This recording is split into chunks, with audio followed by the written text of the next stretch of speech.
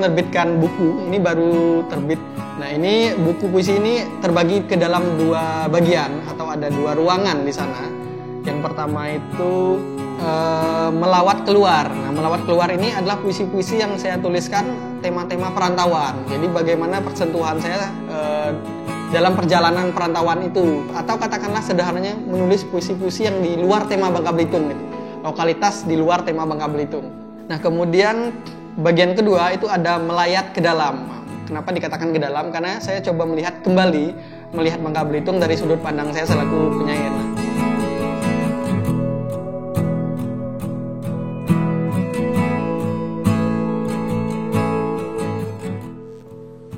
Kutukan bagi yang hidup, untuk Ira Esmeralda. Ada di dalam buku yang tidak mereka bicarakan ketika mereka berbicara tentang cinta.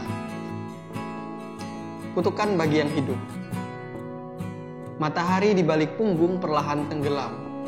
Sebelum cahaya padam, kau berkata, dengarkan deru ombak yang menenangkan itu. Lalu kita sama membisu, memandangi muka laut serupa kaca ditimpa cahaya. Desau angin kadang meningkahi, sesekali sunyi menyergap, membuat dada terasa berat. Tapi kita tidak tahu itu apa. Tak ada kejutan, kita sama mengerti bahwa kesedihan takkan mampu ditampung luas dalam lautan. Kita pun sama paham, harapan, kehilangan, dan penantian adalah kutukan bagi yang hidup. Kau memeluk seluruh sepi di dadaku, dan suaramu menjelma deru ombak itu.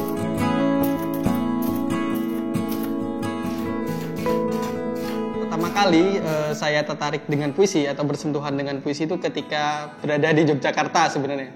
Jadi ketika dulu setamat SMA di Bangka Belitung, di kampung, ketika saya merantau ke Jogja, tujuannya sebenarnya bukan menjadi penyair, tapi menjadi novelis.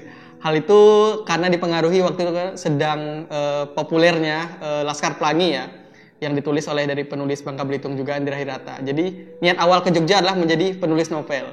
Dan ketika sampai di Jogja pun, ketika cari kos-kosan, itu yang ditempel di dinding itu adalah menjadi novel gitu, menjadi novelis gitu, menulis novel. Nah, kemudian di awal-awal kuliah, saya bergabung dengan komunitas sastra Jejak Imaji. Nah, tapi entah kenapa di komunitas ini saya diarahkan secara khusus untuk menulis puisi saja gitu. Sedangkan teman-teman saya yang lain seangkatan, mereka juga diajari nulis cerpen, diajari nulis esai gitu. Kenapa saya yang cuma diarahkan untuk menulis puisi kan gitu. Nah, mulai di puisi itu sejak 2016 di komunitas Jejak Imaji.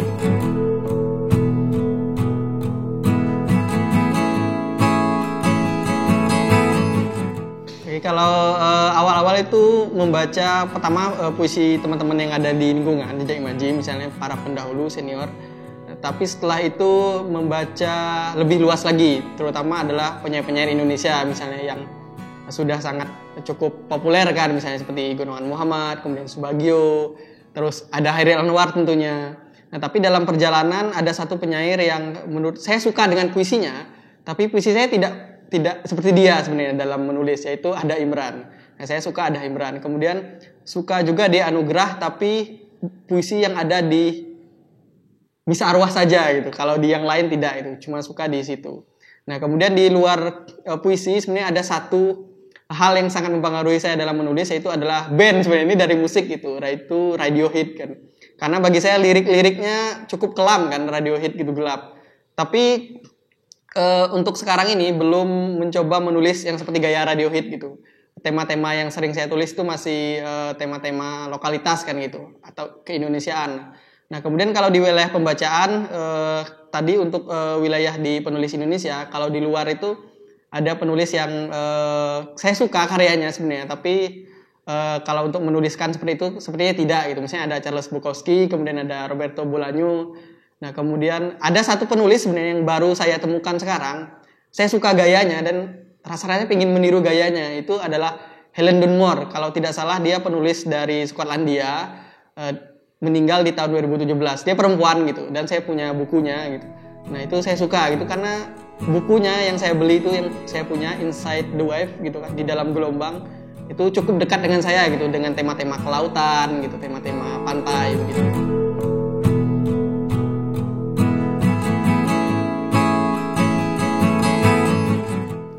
Oke, kalau untuk tema-tema lokalitas Bangka Belitung lebih banyak mengangkat tema pertambangan sih, kerusakan lingkungan. Karena kan kalau kita membicarakan Bangka Belitung kan kita tidak bisa melepaskan dari sejarah pertambangan gitu. Orang-orang berdatangan ke Bangka Belitung karena adanya tambang timah gitu, adanya pekerjaan di sana. Nah, puisi-puisi yang saya angkat berkaitan dengan hal-hal itu, misalnya pertambangan timah di darat ataupun yang di laut gitu. Kemudian untuk menuliskan itu ada juga melakukan riset-riset kepustakaan kan gitu, bagaimana data-data terhadap tahun-tahun tertentu misalnya, atau di era-era tertentu tuh ada peristiwa besar apa gitu yang cukup berdampak bagi kondisi sosial di Bangka Belitung. Nah kemudian karena saya berasal dari sana, jadi mau tidak mau itu ada ikatan secara personal dan emosional juga selain di luar riset-riset kepustakaan tadi gitu. Jadi karena saya berasal dari sana sampai SMA tinggal di sana, itu kan mengamati betul gitu bagaimana pertambangan di sana itu sangat berdampak baik positif maupun negatif ya untuk masyarakat Bangka Belitung. Nah itu saya tuangkan. Jadi saya berharap puisi yang saya tuliskan tidak kaku gitu, seperti hasil riset kan. Makanya ada sentuhan sisi-sisi emosional di sana gitu dari pengalaman yang saya alami.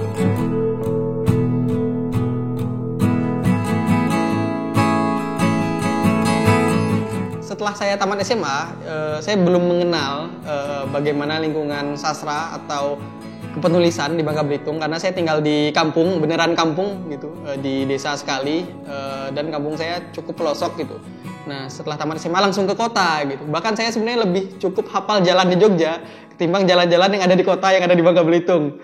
Nah setelah lulus di akhir 2020 saya memutuskan pulang, itu Desember pulang ke Bangka Belitung, itu sampai April 2021. Jadi saya 4 bulan di Bangka Belitung. Nah itu di sana saya di kotanya, itu di kota Pangkal Pinang, ibu kota provinsi. Saya merasa waktu itu cukup sulit mencari teman-teman yang satu visi misi gitu, satu kesenangan itu membaca menulis. Nah untuk mengantisipasi hal tersebut, saya membuat komunitas sastra waktu dengan teman-teman yang lain gitu, itu Kebun Kata namanya.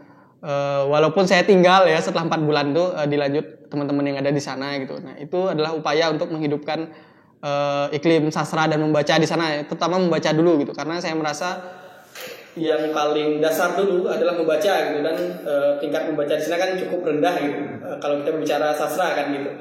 Nah itu yang coba saya bikin. Kalau saya membandingkan dengan iklim di Jogja jauh sekali gitu. Dalam pengamatanku, Jogja itu kan salah satu pusat sastra dan kebudayaan ya. Misalnya ada Jakarta, kemudian Jogja, Solo, misalnya kalau di Sumatera kan ada Medan kan, kota-kota besar kan gitu. Kalau di Jawa Timur ada Malang kan gitu. Itu sangat jauh sekali iklimnya. Hal tersebutlah yang membuat saya ke Jogja sebenarnya. Kalau yang lain kan ke Jogja lah niatannya adalah kuliah kan. Saya berbeda, niatannya dari awal tadi gitu, menjadi novelis gitu. Walaupun dalam perjalanannya malah menjadi penyair. Nah itu. Kemudian kalau untuk teman-teman satu daerah atau penulis-penulis pendahulu yang dari Bangka Belitung kemudian satu kota dengan saya di Jogja gitu, sebenarnya secara personal tidak terlalu akrab gitu. Tapi kalau yang saya amati dari karya-karya mereka masih belum terlepas juga gitu dari unsur-unsur lokalitas itu, masih mengangkat tema-tema Bangka Belitung, entah itu dari sisi pertambangan, orang-orang Melayu ataupun orang-orang Tionghoa di sana kan gitu. Tapi secara personal tidak terlalu akrab.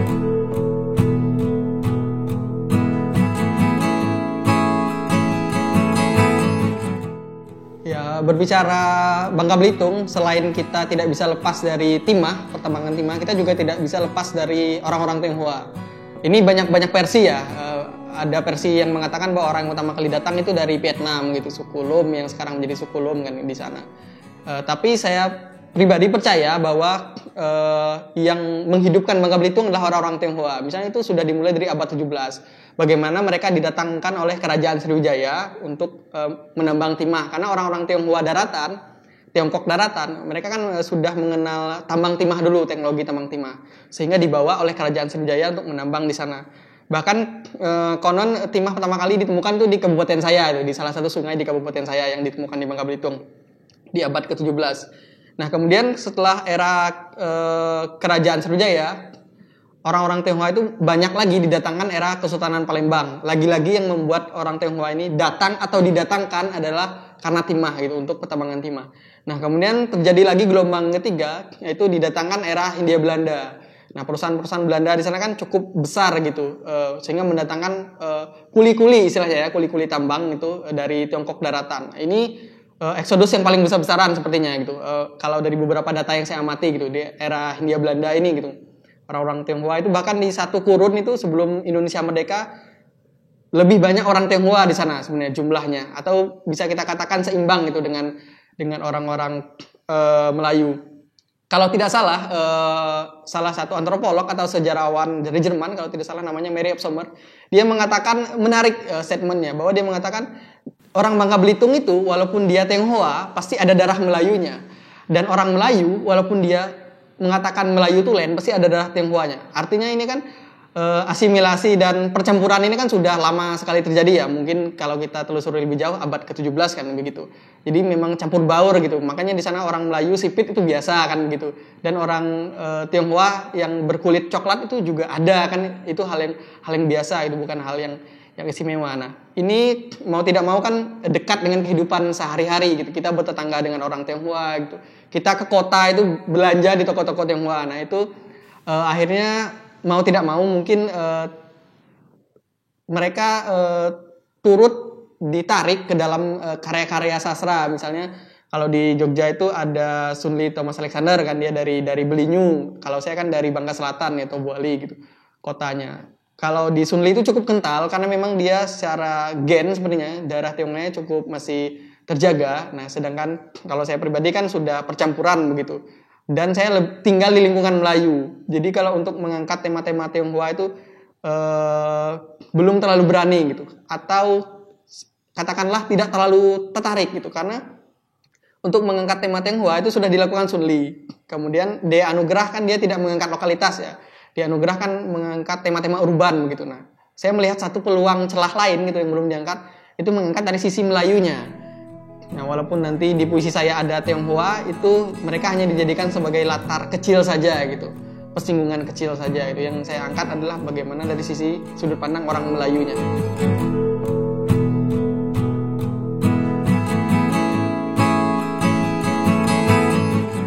Saya baru menerbitkan buku, ini baru terbit banget, ini Agustus 2023, terbit di salah satu penerbit di Jogja juga, Litani Literasi.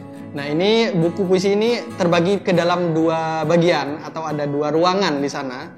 Yang pertama itu Melawat Keluar. Nah, Melawat Keluar ini adalah puisi-puisi yang saya tuliskan tema-tema perantauan. Jadi bagaimana persentuhan saya dalam perjalanan perantauan itu misalnya. Tapi tidak semua yang saya tuliskan di sini mitos-mitos atau sejarah tertentu saya pernah mengunjunginya. Jadi beberapa itu berasal dari riset kepustakaan, kemudian audio video misalnya dari YouTube itu salah satunya, dan didukung oleh data-data kepustakaan tadi. Tapi beberapa memang saya alami misalnya dengan Bong, misalnya itu salah satu tempat lokalisasi di Jogja. Kemudian ada Palembang, saya memang pernah ke sana gitu. Dan itu saya tuliskan juga gitu. Kemudian ada juga soal Tan Malaka gitu. Walaupun dia tokoh dari Sumatera Barat, tapi itu dia bersentuhan dengan saya lewat bacaan gitu, lewat tulisan, beberapa tulisannya seperti Madilog. Nah, dan saya merasa tokoh Tan Malaka ini penting gitu, makanya saya masukkan di bagian Melawat Keluar ini, bagian ketika dalam masa-masa perantauan gitu, atau katakanlah sederhananya menulis puisi-puisi yang di luar tema Bangka Belitung gitu, lokalitas di luar tema Bangka Belitung. Nah, kemudian bagian kedua itu ada Melayat ke Dalam. Kenapa dikatakan ke dalam? Karena saya coba melihat Bangka Belitung dari sudut pandang saya selaku penyair. Nah, puisi-puisi di dalamnya itu mengangkat lokalitas Bangka Belitung, kota-kota yang ada di sana, misalnya kota Tobuali, itu kota saya sendiri, kemudian ada kota Muntok, gitu, kota Belinyu dan macam-macam gitu. Dan kota-kota ini selalu ada pertambangannya gitu, selalu berkaitan dengan pertambangan. Jadi kota ini ada sebenarnya karena pertambangan. Dia mungkin dulu adalah awalnya mungkin bisa jadi sebuah perkampungan pecinan atau apa, kemudian berkembang menjadi kota. Kemudian kotanya tidak besar gitu, kota-kota kecil. Nah, ini saya angkat di bagian Melayat Keluar.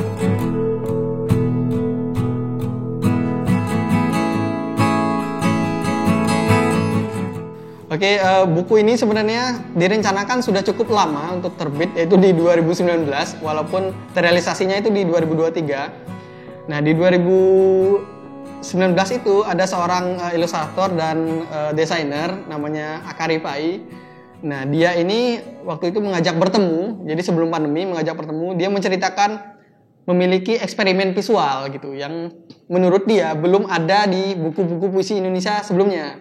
Sejauh ini ya eksperimen kecil-kecilannya gitu. Jadi kalau lazimnya buku puisi di Indonesia kan dia puisi biasanya didampingi oleh foto atau dua didampingi oleh ilustrasi. Nah, di buku ini tidak kedua-duanya gitu. Jadi Akari Pai ini coba menonjolkan kekuatan dari kata-kata itu sendiri gitu. Jadi dia mencoba mengangkat kata-kata itu dari puisi ini menjadi visual gitu. Jadi puisi tidak lebih tinggi dari visual atau visual tidak lebih tinggi dari puisi. Mereka saling menguatkan sebenarnya gitu. Jadi saling kokoh. Nah, si Akari Pai itu mencoba menawarkan eksperimen visualnya itu di 2019. Nah, kemudian di 2020 dia mulai mengeksekusi visualnya gitu, mencoba visualnya sampai kurun 2022, berarti selama 2 tahun. Nah, si Akari Pai ini sudah sejauh ini melakukan 6 kali perombakan visual gitu untuk visual di dalamnya. Jadi kemudian fix-nya itu di akhir 2022. Dia mengalami 6 kali revisi sampai kemudian ada di dalam buku ini. Nah, setelah visual jadi sebenarnya buku ini tuh sudah jadi dulu dalam bentuk layout dan covernya ya, sampulnya. Nah, kemudian yang kedua adalah tahap selanjutnya adalah mencari penerbit. Nah, waktu itu kita mencoba menawarkan ke penerbit besar di Jakarta, cuma mereka belum tertarik dengan konsep yang kami tawarkan karena memang cukup ribet dan itu memakan biaya mahal ya, karena ilustrasi, kemudian di dalamnya visualnya dan berwarna begitu. Nah, kemudian setelah ada juga salah satu penerbit yang ada di Kota Malang menawari, cuma karena kesepakatan kurang kuat, kami tidak merasa sreg gitu dengan tawaran itu. Akhirnya ada satu penerbit yang berani untuk menerima tawaran konsep dari kami. Jadi berbeda ya dengan proses buku lain. Kalau buku lain kan penulis menyerahkan naskah, kemudian bagaimana buku itu jadi ada di tangan penerbit gitu. Bagaimana sampul, kemudian dicetak seperti apa. Nah, kalau kami mungkin katakanlah tanda kutip rada cerewet ya gitu, karena kami membawa konsep sendiri, penerbit tinggal membantu kami untuk menerbitkan itu. Nah, akhirnya kami bertemu dengan penerbit Litani Literasi yang sejalan dengan ideologi yang kami pegang. Misalnya kami ingin juga, karena buku puisi-puisi di dalamnya kan dia mengkritisi soal isu lingkungan ya, pertambangan dan macam-macam gitu, sejarah. Kami ingin bahwa kata-kata di dalamnya itu tidak hanya berhenti di kata-kata gitu, tidak hanya omongan belaka. Jadi kalau puisi di dalamnya berbicara soal isu lingkungan, kami ingin puisi ini hadir dalam bentuk fisiknya, cetaknya juga ramah lingkungan. Makanya akhirnya kami menggunakan cover luarnya ini. Nama kertasnya itu adalah Old Mill Premium White Paper. Nah, ini dari Italia, jadi diproduksi oleh Fabriano Paper gitu. Jadi memang kertas yang ramah lingkungan. Kemudian ilustrasi di dalamnya cukup berwarna, bukan cukup ya, sangat berwarna gitu, berwarna merah. Nah, ini yang membuat mungkin beberapa penerbit sebelumnya itu tidak menerima konsep kami karena memang ribet, dan akhirnya buku ini jadinya mahal gitu karena memang dia dicetak berwarna, kemudian kertas covernya itu juga diimpor dari Italia gitu, kemudian ramah lingkungan, ada sisi-sisi begitu. Nah, kemudian ada sisi lain, bahkan bukan hanya di urusan fisik bukunya, termasuk urusan packing gitu. Untuk pengemasan kami juga menggunakan kertas yang ramah lingkungan gitu. Ini dari kasapa ya, singkong gitu. Jadi ketika dibuang nanti dia 7 hari akan menyatu dengan tanah gitu, akan segera didaur ulang oleh alam begitu. Nah, inilah sebenarnya yang membuat mahal karena memang dia sejalan dengan isu-isu lingkungan. Sedangkan bahan-bahan produksinya kita impor dari luar negeri begitu, yang membuat dia mahal begitu.